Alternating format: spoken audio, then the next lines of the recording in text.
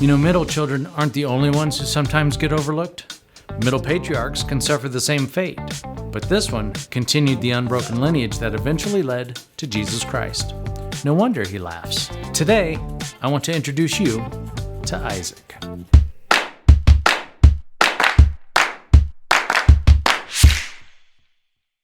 About 24 times, the Bible uses some form of the phrase, the God of Abraham, Isaac, and Jacob. Well, Abraham we know fairly well, and Jacob, you remember, he was the father of the 12 sons who founded the 12 tribes of Israel. But Isaac? Isaac who? Well, that's too bad, because in one sense, everything depends on Isaac. Isaac was the only son of Abraham and Sarah, born miraculously to an elderly couple when they thought they were too old to have children. Abraham, he was 100 years old. Sarah, well, she was only 10 years younger, and in addition, she had been barren her entire life. Yet God had promised the couple a son. And a son he gave them despite their advanced years and despite their doubts. Now, can you imagine being Isaac? From your earliest days, you hear over and over from your parents how you are a living miracle. Your father tells you how God promised a son, yet waited a quarter of a century to fulfill that promise. Your mother tells you about how both she and your dad chuckled at the disbelief of God's announcements of your coming birth. And then they both laughed in tears of joy at your arrival. Even your name, Isaac, has meaning.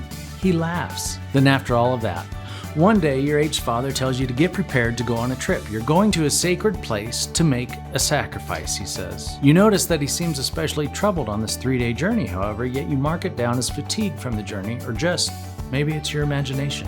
And anyway, who are you, a mere boy, to question this venerable man who receives promises direct from the lips of God?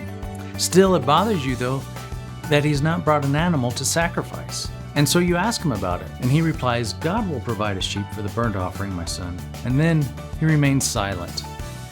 Well, you reach your destination, and your beloved father, the one who has told you again and again about your destiny and about his love for you, he binds you with strong rope. He places you on an altar that he's built, and all of a sudden he raises a knife above your chest.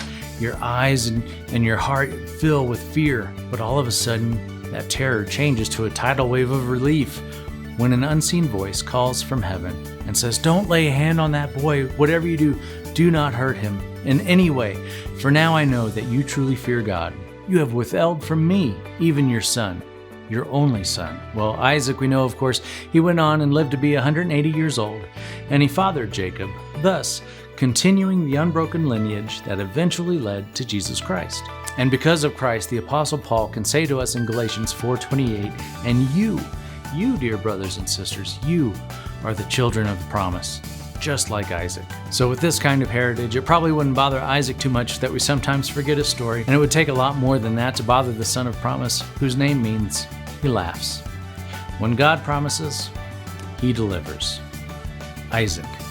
Now that's someone you should know.